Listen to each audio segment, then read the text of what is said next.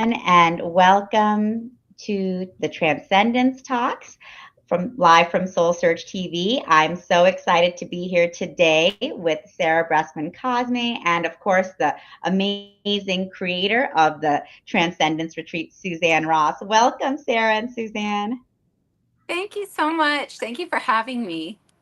Of course. Thank Thank you, you, guys. Tangela. It's great to be back on Transcendence Talks, and I'm so delighted for our guest, Sarah Bressman Cosme. Thank you for being here, and thank you for hosting the show, Tangela.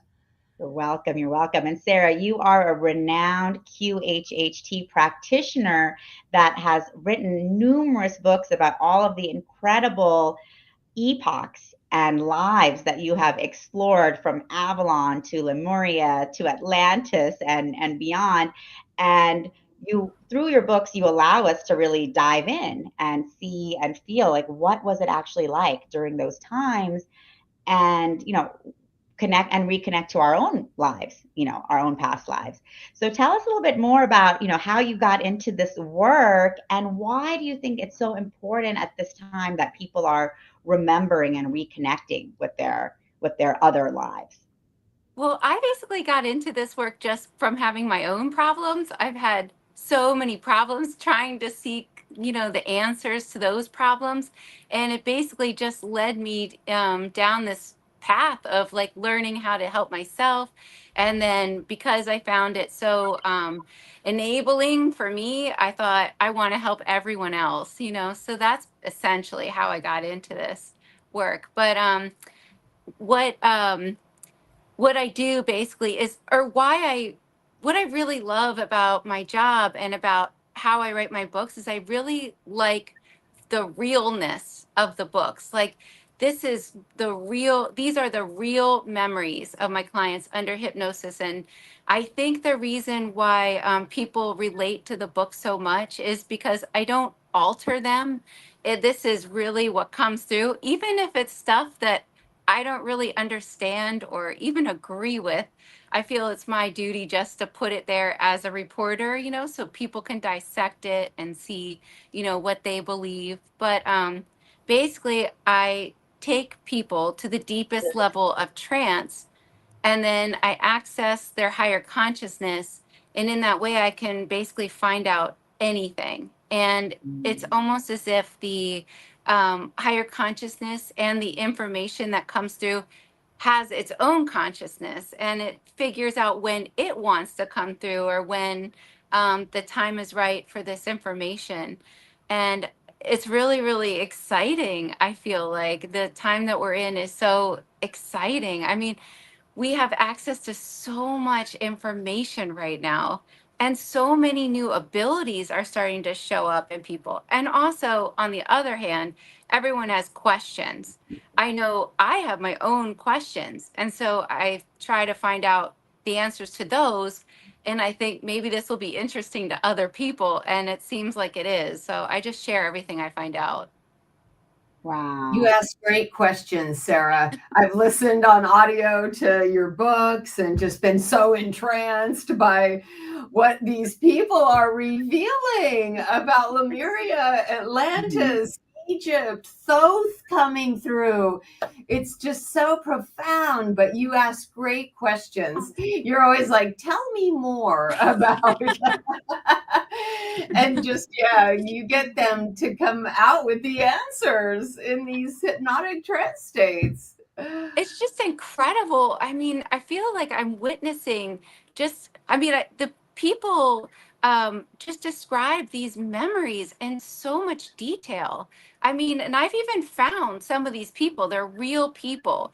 Like, for instance, my first client, who I hypnotized and got all of her memories from Atlantis and Lemuria, she realized that she lived in the 1970s, and it was then that she first tried to share all this information. And she was working with a different hypnotist in the 1970s. And she recovered all this information, and then she tried to share it, and they considered her crazy. It was too soon. And she was lobotomized and basically killed herself. She threw herself off the Brooklyn Bridge And we investigated. We found the street she lived in. We found out that she went to the Bellevue Mental Hospital. She could describe in full detail her past life, in the very early 70s. It was incredible. And just to understand that people have tried to share this type of information before, and they were basically killed and lobotomized for trying to share what is actually just memories or a connection to other times in ancient civilizations. Wow. Wow. So this is really an amazing time where finally we're able to share this freely, and it's really causing a collective consciousness expansion as well. It is, because we really couldn't share it. And even in my hypnotist journey to Avalon, the woman that had her past life memories of living in the Middle Ages, she was basically a slave because she was a woman. And she was so tied to the ancient ways, and they couldn't tell anyone. So it really is an exciting time. There's like an explosion of consciousness, and everyone's like, oh my gosh, all these things that we have been told were fake are really true. And we can manipulate the elements and use magic and become magical creatures again if we just tune into ourselves more, basically. Exactly. Exactly. It's like reconnecting and remembering that lost part of ourselves. That's always there, but now it's like with your recollections that everyone can dive into through all of these other people. It's like that's reconnecting us and reviving that within us as well. And we're like, oh, we're not just in the here and now. We are everywhere, and we have been everywhere, and it's amazing. It is really amazing. I mean, we are magical creatures, and magic is all around. And now everyone's starting to remember, there are fairies everywhere. There are Yes, dragons are real. Who would have thought? I wouldn't have back in the day. It's really exactly. amazing. Sarah and I Exactly. have been trying to schedule for me to have one of these QHHT sessions. We Ooh. will. We will. But, like what really comes up for me is we know intellectually that we are multidimensional beings. Those of us in this industry believe wholeheartedly that we have different aspects of ourselves dispersed throughout different timelines who are having these other experiences in parallel realities, right? But to actually be able to tune in to another aspect of who you're being, like in ancient Egypt or in Lemuria. Like I'm convinced I have some attachment to Lemuria, right? Because it's so profound for me. And then of the star systems, it's always been for me the Arcturians, so you have a sense about these things, but to actually tune in and start being that person that you're being there and revealing the information about what it's like there and what you're doing. And so phenomenal. I can't wait. Oh, me too. You're going to love it. I mean, once you make that connection, it really helps everything, I think, because then it goes from wanting to believe something to embodying it, and then Mhm. working your way forward with all the new gifts and stream of consciousness that's able to use you basically as a channel. And it's exciting. Sarah, do you think it advances us? Because I've pondered that before and even claimed that to some extent because of what I've witnessed. If you start tuning in to a higher, more advanced dimensional aspect of who you're being, does it advance and evolve you? Oh my gosh, of course, 100%. And, there's so many different tools. It's mostly like when you really tune in to the other versions of yourself that are actually trying to communicate with you, then you allow the stream without the interference. A lot of people can use that connection for healing, for information, all kinds of things, for new abilities. It helps everything. It does help advance you. I mean, 100%. Definitely, definitely. It's like once you experience something, you can never unexperience it. And then that expansion has occurred, that transformation has occurred. And then everything is different from that point forward. And now with the 100%. QHHT, we're able to have this really rapid evolution. This is part of that acceleration of consciousness or that transcendence that we're going to be diving into in San Diego of, how we're really stepping in to our unlimited selves. Oh, totally. Yeah. I'm Yeah. so excited for this conference. I went to the last one. It was such a beautiful event. I just think the people that are drawn to these are so wonderful. I mean, a lot of people feel like they don't have anyone to talk to, but then they come to something like this and they feel like instantly seen and heard and like a normal person again. And that's really healing for people, calms their parasympathetic nervous system, to be around like minded people. So, I know Yeah. this is going to be really wonderful. Aw, Definitely. thank you for that. I feel it is my mission to gather like-minded souls. And I was telling Tangela before that, it's like I'm compelled to put these retreats on, even if it doesn't necessarily make sense logistically, financially, whatever. I have to bring these people together for these retreat experiences because it's sharing the enlightenment, the wisdom, right? Inspiring, empowering. But when we're together like that, I really do believe we activate one another. And then I think that spreads. And it's an important part of the awakening and ascension of humanity to come together like this. It's also the energetic transmissions that people like Ken Lloyd are giving, or Pamela Downs channeling, Sarah yourself bringing through the ancient past and how we're moving into a new golden age. I know your workshop, Past Life Regressions, is going to be so incredible.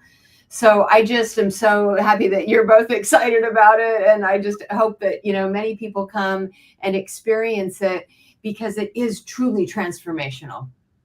I'm excited to give people that experience of connecting with their higher self, of, remembering a different time and really connecting with these different aspects of themselves. Who knows? People might actually connect with their other worldly versions of themselves and make that connection there. So it'll be wonderful. Thank you. Tell us a little bit about that past life regressions workshop you're guiding. Oh my, I'm so excited. I love doing this because I love giving people the opportunity to really get a regression with me. And I find it very powerful in a group setting because the energy of the group setting acts as like, how like if you're working with a crystal and the crystal amplifies the energy, the group consciousness amplifies the energy. It actually makes it easier for you to tune in to your higher self and these past lives. So essentially I'm going to take people to a past life through a past life regression basically and connect them with their higher self, and they can access the Akashic records. They can really do so many things. I've done this a couple times before and people have loved it. People have even healed themselves, so it's really going to be quite an experience, because I don't have any sessions. Like I was telling you, Suzanne, I'm opening one for you, but I don't have anything, for years because I book up so fast. So Wow. um, this is basically the easiest way to get a session with me. Yes, in a group setting. Yeah, I got you. Mhm. Yeah, that's really a wise way to do it. Yay. And then for your presentation, you're bringing in Thoth and the significance of what Thoth is revealing through this particular client of yours about the new golden age. This client isn't the only one who, under hypnosis, Thoth has come through and shared information about this. And it's so cool you were watching my YouTube channel because I purposely leave them available for people so they can see the type of information that I'm getting. But there's so much when it comes to Thoth because it really seems like, according to multiple sources under hypnosis, that he is like an ascension keeper. He has the codes for ascension, almost like this being and he doesn't consider himself like a human or even sort of like an extraterrestrial, but a being that is has another planetary sphere that he comes from. But he, in a sense, is working to help the Ascension program. And Mm. what he was sharing through multiple clients is that there are, our whole system is like a Merkaba, and there are Merkabas all over the earth in the form of like a pyramid. All the pyramids form a Merkaba, as well as the earth does have its own kind of energy system. And these are being activated right now. And there is a period of time when there's going to be a lot of light that's shining through everything, and that will activate, seems like it will activate our bodies, our electrical systems, and take everything more online. And it's like a nudge. It will help nudge people into like a higher plane of existence. And then there's multiple, predictions that I keep hearing through my clients, and even like probably the one you were listening to, with these different um, events that are upcoming. And what's really fascinating is it doesn't just come through my sessions. I know even Ann Tucker talks about this. So many people are seeing this like in the field, and they're talking about these solar events. And my Mhm. clients are talking about multiple events, like the solar events coming, and then something that looks like stars falling that will also trigger in a new wave of higher consciousness. But it does seem like Toth has a lot to say when it comes to this ascension program and what is really happening and how we're really moving through this process, basically. So I'm gonna share everything about this, about Atlantis, about how Toth found the people in Atlantis, who these people really were, how they left information inside the pyramids, what this information really means. I'm going to show some actual clips of my clients under hypnosis, just so people can feel the energy that's coming through. I'll share a clip of Toth coming through and what he said, and basically just help people understand what it is that has been coming through all these sessions, and how we can really learn from this and help our own ascension, our own shift in consciousness, basically, so that people leave feeling empowered, and they leave really understanding what's happening from a from a deeper perspective, one that you couldn't really get unless you did the job that I do. That's incredible to be able to have that perspective from Toth, from Atlantis, from ancient, from these past epochs. Because I mean, I'm not asking you to give away the presentation because I'm excited to see it live, but just to be able to really hear and understand that from those perspectives, it's very exciting and empowering, I imagine, for all of us. Yes, I think so. It's going to be really amazing. I, I'm going to share a lot about Atlantean wisdom too that has been coming through. And also just when it comes to Toth and the Ascension program, really the law of one, that we are all one, is the ultimate law that they always talk about. But we have different contributions to that, and we should each have abilities that are starting to come more online, and we have different signs and symbols within us. I mean, I talk about it sometimes, even just the color of our eyes really means something. And if you have like freckles in the form of a triangle, sometimes that means you're part of a specific mission or group. It's really quite Mhm. interesting how we're starting to wake up, not only to all this information, but to who or what you would call your soul really is. And it has a mission. It's part of this soul stream. So I wanted to share a little bit about what's been coming through with that too. Wow. Yeah, that's pretty amazing for us to be able to really see and understand all the different ways that we are soul family, interconnected and coming together and reuniting for this ascension right now that's happening. Yes.